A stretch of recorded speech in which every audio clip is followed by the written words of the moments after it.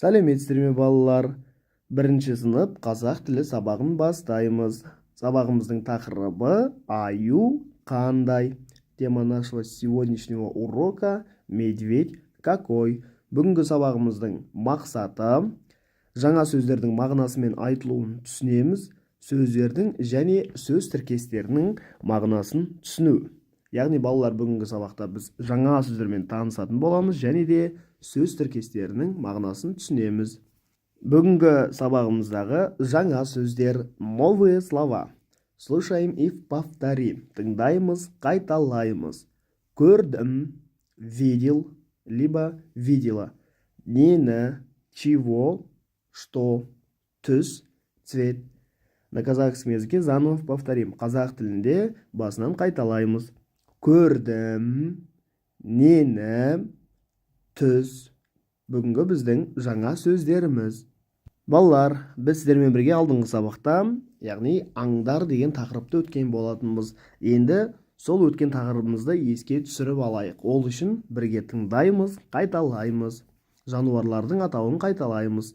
Керік, жираф, арыстан, лев, аю, медведь, қоян, заяц, түлкі, лиса, піл, слон, қасқыр, волк, кірпі, ежик. Яғни өткен сабақта өткен бұл аңдардың атауын сіздермен бірге қайталадық.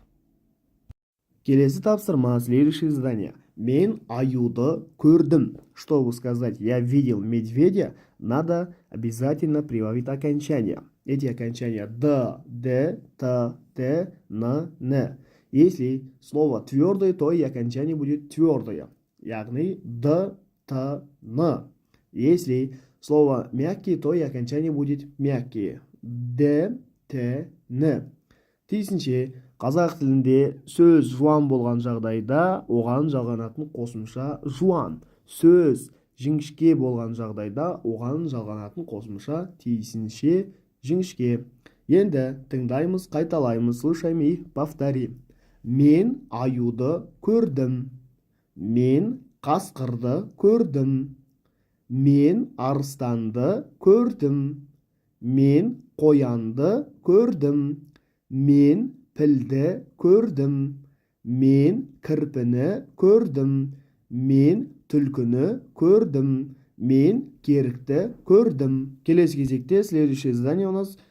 Келесі тапсырмамыз. Мы сейчас с вами ответим на вопрос, что ты видел, либо видела. Сен нені көрдің? Қазір сурет бойынша жауап берейік. Сен нені көрдің? Мен аюды көрдім. Сен нені көрдің? Мен арыстанды көрдім. Сен нені көрдің? Мен түлкіні көрдім.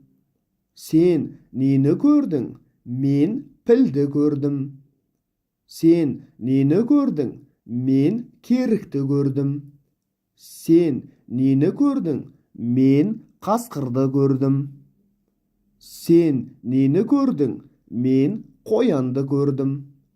Сен нені көрдің? Мен кірпіні көрдім. Келесі тапсырма, следующее задание. Ребята, запомните, есімізде сақтаймыз. На казахском языке все животные отвечают на вопрос «что?», а на русском языке наоборот, отвечают на вопрос «кто?». Яғни есімізде сақтаймыз, балалар, қазақ тілінде жануарлардың барлығы не деген сұраққа жауап береді. Ал орыс тілінде керісінше кім деген сұраққа жауап береді. Ендеше есімізге тағы да бір жақсылап түсірейік. Олай болса, слушаем и повторим. Тыңдаймыз, қайталаймыз. Балалар, жануарлардың атауын атаған кезде қолымызбен көрсетіп отырайық. Қайталаймыз, повторим. Арыстан, аю, керік, қоян, түлкі, қасқыр, піл, кірпі. Балалар, осымен сабағымыз аяқталды. Сау болыңыздар.